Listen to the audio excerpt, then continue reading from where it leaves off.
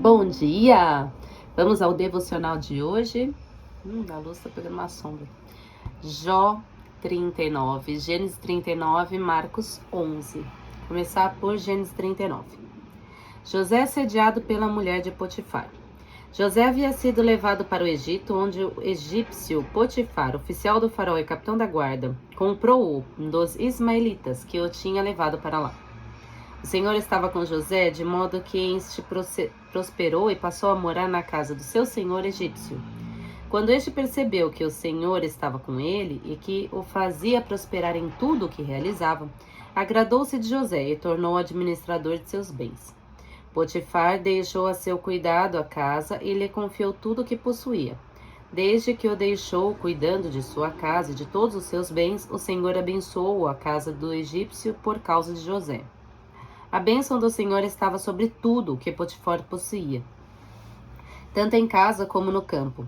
Assim deixou ele aos cuidados de José tudo o que tinha, e não se preocupava com coisa alguma, exceto com sua própria comida. José era atraente e de boa aparência. E depois de certo tempo, a mulher do seu senhor começou a cobiçá-lo e a convidou. Venha, deite-se comigo.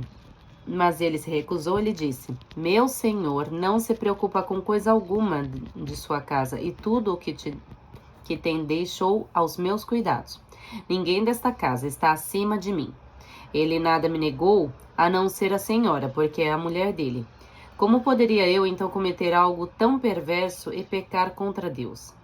Assim, embora ela insistisse com José dia após dia, ele se recusava e deitar-se com ela, e evitava ficar perto dela. Um dia, ele entrou na casa para fazer suas tarefas, e nenhum dos empregados ali se encontrava. Ela o agarrou pelo manto e voltou a convidá-lo. Vamos, deite-se comigo. Mas ele fugiu da casa, deixando o manto na mão dela. Quando ele viu que, ao fugir, ele tinha deixado o manto em sua mão, chamou os empregados e lhes disse: Vejam, este hebreu nos foi trazido para nos insultar. Ele entrou aqui e tentou abusar de mim, mas eu gritei.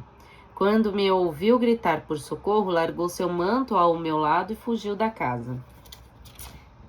Canalha! Ela conservou o manto consigo até que o senhor do José chegasse à casa. Então repetiu-lhe a história. Aquele escravo hebreu que você nos trouxe aproximou-se de mim para me insultar. Mas quando gritei por socorro, ele largou seu manto ao meu lado e fugiu. Quando o senhor ouviu o que a sua mulher lhe disse, foi assim que seu escravo me tratou, ficou indignado, mandou buscar José e lançou-o na prisão em que eram postos os prisioneiros do rei. José ficou na prisão, mas o Senhor estava com ele e o tratou com bondade, concedendo-lhe a simpatia do carcereiro. Por isso, o carcereiro encarregou José de todos os que estavam na prisão, e ele se tornou responsável por tudo o que lá sucedia. O carcereiro não se preocupava com nada do que estava a cargo de José, porque o Senhor estava com José e lhe concedia bom êxito em tudo o que realizava. A história de José do Egito é muito legal, né? Agora vamos para Jó, capítulo 39. Sabes tu o tempo em que as cabras montesas têm filhos, ou observastes as servas, quando dão suas crias? Contarás os meses que cumprem, ou sabes o tempo do seu parto? Quando se encurvam, produzem seus filhos e lançam de si as suas dores. Seus filhos enrijam, crescem como o trigo, saem e nunca mais tornam para elas. Quando despediu livre o jumento montês, e quem soltou as prisões ao jumento bravo, ao qual dei o ermo para casa e a terra salgada por morada. Ri-se do ruído da cidade, não ouve os muitos gritos do condutor. A região montanhosa é o seu pasto e anda buscando tudo o que está verde. Ou quer-te-á servir o boi selvagem, ou ficará no teu curral, ou com corda amarrarás no arado o boi selvagem, ou escavará ele os vales por ti, ou confiarás nele por ser grande a sua força, ou deixarás a seu cargo teu trabalho, ou fiarás dele que te torne os que semeaste e o recolha na tua ira. A avestruz bate alegremente as suas asas, porém são benignas as suas asas e pena. Ela deixa os seus ovos na terra e os aquenta no pó. E se esquece de que alguém de algum pé os pode pisar, ou que os animais do campo os podem calcar. Endurece-se para com os seus filhos como se não fossem seus. Em vão é seu trabalho, mas ela está sem temor. Porque Deus a privou de sabedoria e não lhe deu entendimento. A seu tempo se levanta ao alto, ri-se do cavalo e do que vai montado nele. Ou darás tu força ao cavalo, ou revestirás o seu pescoço com crinas.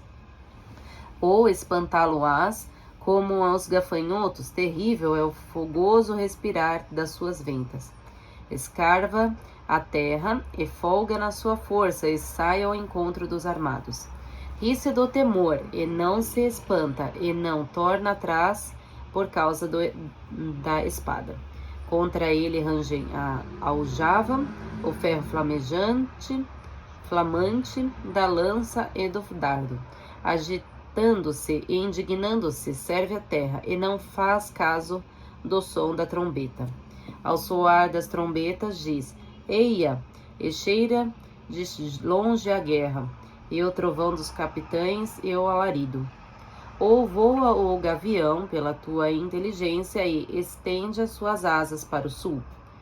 Ou se remonta a águia ao teu mandado e põe no alto o seu ninho. Nas penhas mora e habita, no cume das penhas e nos lugares seguros. Dali descobre a presa, seus olhos a avistam de longe. E seus filhos chupam o sangue, e onde há morto, ali está ela. Uns termos um pouquinho mais difíceis, deu uma boa gaguejada aqui. E Marcos capítulo 11. Entrada de Jesus em Jerusalém. Jesus e seus discípulos aproximavam-se de Jerusalém e chegaram aos arredores de Betfagé e de Betânia, perto do Monte das Oliveiras. Desse lugar, Jesus enviou 2 de seus discípulos, dizendo-lhes: Ide à aldeia que está defronte de vós, e logo ao entrardes nela, achareis preso um jumentinho, em que não montou ainda homem algum. Desprendei-o e trazei-me. E se alguém vos perguntar: que fazeis? Dizei: o Senhor precisa dele, mas daqui a pouco devolverá. Indo eles, acharam o jumentinho atado fora, diante de uma porta, na curva do caminho. Iam-no desprendendo, quando alguns dos que ali estavam perguntaram: Ei, que estáis fazendo? Por que soltais o jumentinho? Responderam como Jesus lhe havia ordenado, e deixaram-no no lugar. Conduziram a Jesus o jumentinho, cobriram-no com seus mantos, e Jesus montou nele. Muitos estendiam seus mantos no caminho, outros cortavam ramos das árvores e espalhavam-nos pelo chão. Tanto os que preencendiam como os que iam atrás clamavam: Hosana, bendito que vem em nome do Senhor. Bendito o reino que vai começar, o reino de Davi, nosso pai. Hosana no mais alto dos céus. Jesus entrou em Jerusalém e dirigiu-se ao templo. Aí lançou os olhos para tudo o que o cercava. Depois, como já fosse tarde, voltou para Betânia com os 12. Maldição da figueira. No outro dia, ao saírem de Betânia, Jesus teve fome. Avistou de longe uma figueira coberta de folhas e foi ver se encontrava nela algum fruto. Aproximou-se da árvore, mas só encontrou folhas, pois não era tempo de figos. E disse à figueira: Jamais alguém coma fruto de ti. E os discípulos ouviram essa maldição. Purificação do templo. Chegaram a Jerusalém, Jesus entrou no templo e começou a expulsar os que no templo vendiam e compravam, derrubando as mesas dos trocadores de moedas e as cadeiras do que vendiam pombas. Não consentia que ninguém transportasse algum objeto pelo templo. E ensinava-lhes nesses termos: Não está porventura escrito: A minha casa será chamada a casa de oração para todas as nações. Mas vós fizestes dela um covil de ladrões. Os príncipes dos sacerdotes e os escribas ouviram-no e procuravam um modo de o matar. Temiam-no, porque todo o povo se admirava da sua doutrina. Quando já era tarde, saíram da cidade. Fé em Deus e poder da oração. No dia seguinte, pela manhã, ao passarem junto à figueira, viram que ela secara até a raiz. Pedro lembrou-se do que se tinha passado na véspera e disse a Jesus: Olha, mestre, como secou a figueira que amaldiçoaste. Respondeu-lhes Jesus: Tende fé em Deus. Em verdade vos declaro tudo o que disser a este monte: levanta-te, lança-te ao mar. Se não duvidar do seu coração, mas acreditar que sucederá tudo o que disser, obterá esse milagre. Por isso vos digo, tudo o que pedirdes na oração, crede que o tendes recebido e vos será dado. E quando vos puserdes de pé para orar, perdoai, se tiverdes algum ressentimento contra alguém, para que também vosso Pai, que está nos céus, vos perdoe dos vossos pecados. Mas se não perdoardes, tampouco vosso Pai, que está nos céus, vos perdoará dos vossos pecados. Autoridade de Jesus. Jesus e seus discípulos voltaram outra vez a Jerusalém, e andando Jesus pelo templo, acercaram-se dele os príncipes, os sacerdotes, os escribas e os anciãos. E perguntaram-lhe: Com que direito fazes isto? Quem te deu autoridade para fazer essas coisas? Jesus respondeu-lhes: Também eu vos farei uma pergunta, respondei-ma, e vos direi com que direito faço essas coisas. O batismo de João vinha do céu ou dos homens? Respondei-me. Eles corriam lá consigo. Se dissermos do céu, ele dirá: por que razão, pois, não credes nele? Se ao contrário dissermos dos homens, tememos o povo. Com efeito, tinham medo do povo, porque todos julgavam ser João deveras um profeta. Responderam a Jesus: Não o sabemos, e eu tampouco vos direi. Disse Jesus: Com que direito faço essas coisas?